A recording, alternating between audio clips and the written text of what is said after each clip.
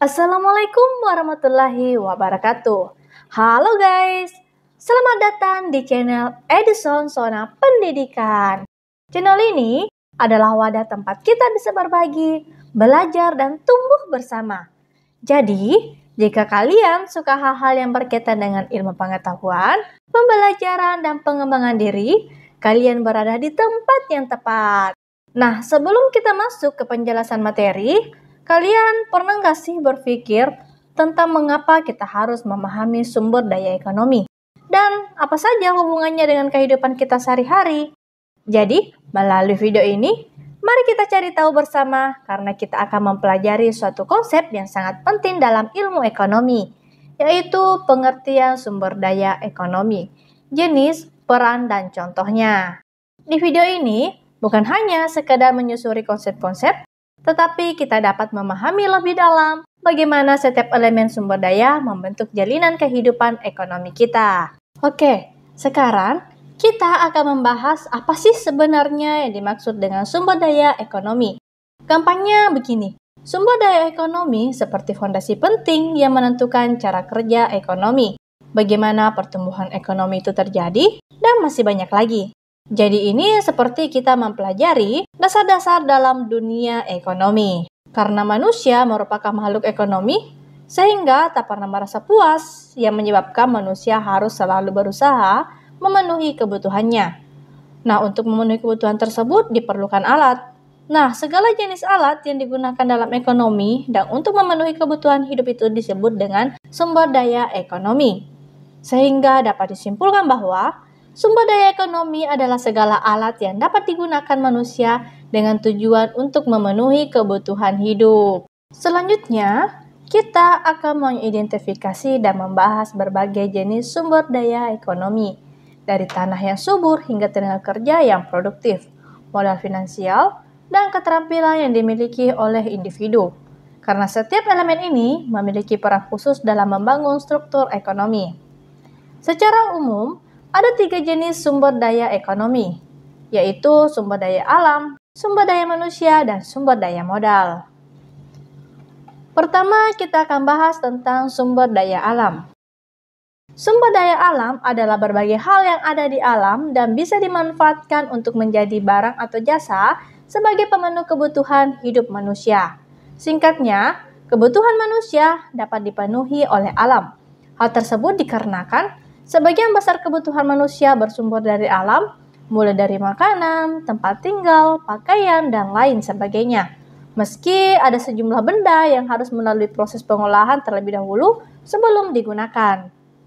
Nah, dalam sumber daya alam ini terbagi menjadi 2 jenis, yaitu sumber daya alam yang dapat diperbaharui dan sumber daya alam yang tidak dapat diperbaharui.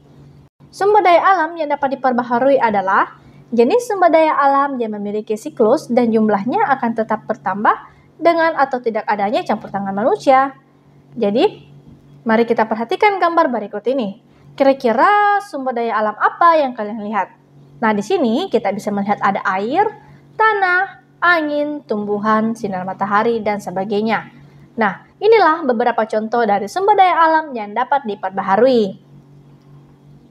Yang kedua, sumber daya alam yang tidak dapat diperbaharui. Sumber daya alam yang tidak dapat diperbaharui adalah jenis sumber daya alam yang jumlahnya terbatas dan memerlukan proses yang sangat lama agar sumber daya alam tersebut jumlahnya dapat kembali. Contohnya adalah barang tambang seperti emas, batu bara, minyak bumi, gas bumi, tembaga, intan, besi, dan sebagainya. Sekarang kita masuk ke sumber daya ekonomi yang kedua, yaitu sumber daya manusia. Sumber daya manusia menjadi sumber daya ekonomi yang terpenting dalam perekonomian suatu negara. Terjaminnya kemakmuran suatu negara dapat diketahui jika mempunyai kualitas sumber daya manusia yang tinggi. Sumber daya manusia disebut juga sebagai tenaga kerja, yang mana tenaga kerja menunjuk pada kontribusi terhadap kegiatan produksi yang diberikan oleh para pekerja, baik menggunakan tangan atau tenaga maupun menggunakan pikiran, seperti perencanaan manajerial, konsultasi hukum, dan sebagainya. Agar kualitas sumber daya manusia tinggi, maka dapat dilakukan melalui jalur pendidikan. Penekanan pendidikan perlu dilakukan berkaitan dengan ilmu pengetahuan dan teknologi. Tujuannya adalah Agar kualitas sumber daya manusia tinggi, dapat dilakukan melalui jalur pendidikan. Penekanan pendidikan yang perlu dilakukan berkaitan dengan ilmu pengetahuan dan teknologi. Tujuan pendidikan tersebut adalah agar sumber daya manusia mampu mengembangkan ilmu pengetahuan dan teknologi guna meningkatkan daya saing. Ada sejumlah unsur yang harus dipenuhi agar terbentuknya kualitas sumber daya manusia, yaitu akhlak, keahlian, dan kekuatan fisik. Yang ketiga adalah sumber daya modal. Modal berhubungan dengan menghasilkan barang dan jasa. Sumber daya modal bukan hanya dalam bentuk uang, tapi bisa juga dalam bentuk lain, seperti tanah, informasi, teknologi, peralatan, dan lainnya. Modal dapat diklasifikasikan menjadi beberapa jenis. Yang pertama adalah jenis modal menurut pemiliknya. Di antaranya modal perseorangan dan modal masyarakat. Modal perseorangan adalah modal yang berasal dari seseorang, contoh properti pribadi, deposito, dan saham. Sedangkan modal masyarakat adalah modal yang dimiliki oleh masyarakat, contoh jalan raya, pelabuhan, pasar, jembatan, stasiun, dan lain-lain. Jenis modal yang kedua yaitu berdasarkan wujudnya, di antaranya modal konkret atau modal nyata, yaitu jenis modal yang dapat dilihat, diukur, atau ditimbang. Contohnya seperti uang. Yang kedua adalah modal abstrak, yaitu jenis modal yang tidak bisa dilihat tapi hasilnya dapat dirasakan. Contohnya keterampilan. Jenis modal yang ketiga yaitu berdasarkan sifatnya, yaitu modal tetap dan modal lancar. Modal tetap adalah jenis modal yang bisa digunakan berkali-kali dalam masa produksi. Contohnya seperti mesin dan kantor.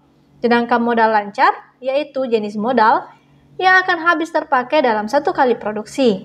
Contohnya seperti uang kertas, bahan baku, dan bahan bakar. Jenis modal yang keempat yaitu jenis modal berdasarkan bentuknya, yaitu uang dan barang.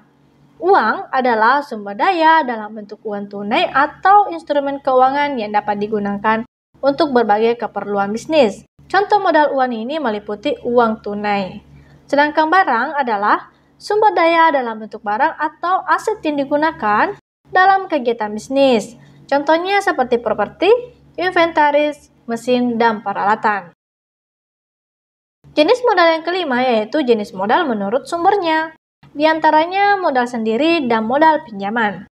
Dalam modal sendiri adalah modal yang berasal dari kekayaan pemilik perusahaan, modal para pemegang saham, atau penjualan surat berharga, dan modal yang didapatkan dari laba perusahaan.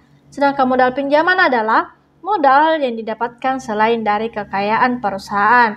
Modal tersebut bisa didapatkan dari investor atau kreditur seperti bank, koperasi, atau pinjaman personal. Selanjutnya, kita akan membahas bagaimana peranan sumber daya ekonomi dalam pembangunan. Karena perlu kita ketahui bahwa sumber daya ekonomi memainkan peran penting dalam pembangunan suatu negara. Berikut adalah beberapa poin pentingnya. Yang pertama, sebagai pendorong pertumbuhan ekonomi.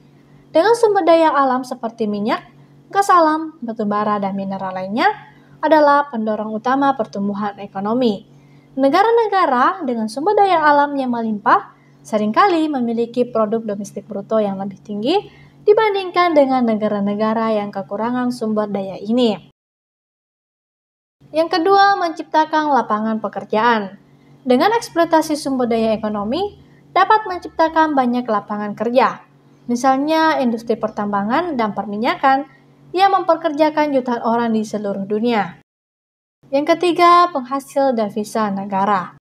Dengan melakukan ekspor sumber daya alam, bisa menjadi sumber devisa yang signifikan bagi suatu negara.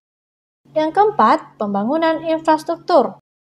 Pendapatan dari eksploitasi sumber daya ekonomi dapat digunakan untuk membangun infrastruktur seperti jalan, jembatan, sekolah, dan rumah sakit. Yang kelima, sebagai investasi dalam pendidikan dan kesehatan. Pendapatan dari sumber daya ekonomi juga bisa digunakan untuk investasi dalam pendidikan dan kesehatan, yang pada gilirannya akan meningkatkan kualitas sumber daya manusia. Namun penting untuk diingat bahwa Pengelolaan sumber daya ekonomi harus dilakukan dengan cara yang berkelanjutan dan bertanggung jawab. Eksploitasi berlebihan bisa menyebabkan kerusakan lingkungan dan konflik sosial. Oleh karena itu, penting bagi suatu negara untuk memiliki kebijakan yang baik tentang penggunaan dan pengelolaan sumber daya ekonomi. Setelah mempelajari materi tentang sumber daya ekonomi, kita dapat mengambil beberapa kesimpulan penting, yaitu sumber daya ekonomi, baik sumber daya alam maupun manusia, memainkan peran penting dalam pembangunan suatu negara. Pemanfaatan sumber daya jika dilakukan dengan baik dapat mendorong pertumbuhan ekonomi dan kesejahteraan masyarakat. Pengelolaan sumber daya ekonomi harus dilakukan secara berkelanjutan dan bertanggung jawab.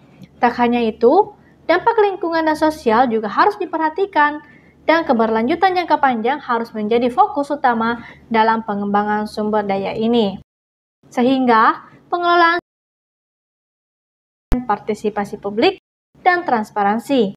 Keputusan terkait dengan sumber daya ini harus melibatkan semua pemangku kepentingan dan mempertimbangkan kepentingan masyarakat secara luas. Baiklah, itulah sedikit penjelasan tentang sumber daya ekonomi. Semoga melalui pemahaman tentang peran dan pengelolaan sumber daya ekonomi, kita dapat berharap untuk melihat pertumbuhan ekonomi yang berkelanjutan, serta mengurangi kemiskinan dan kesenjangan sosial, dan meningkatkan kesejahteraan masyarakat secara keseluruhan. Karena dengan menjaga keseimbangan antara pemanfaatan sumber daya ekonomi dan perlindungan lingkungan, kita dapat menciptakan masa depan yang lebih baik bagi generasi mendatang. Jadi, mari bersama-sama berkontribusi dalam mencapai tujuan ini. Semoga informasi ini dapat memberikan wawasan baru dan berguna bagi kalian. Jangan lupa subscribe dan berikan pendapat atau pertanyaan kalian di kolom komentar ya. Serta, mari kita terus belajar bersama di channel Edison. Terima kasih atas perhatian kalian. Sampai jumpa pada video berikutnya. Wassalamualaikum warahmatullahi wabarakatuh.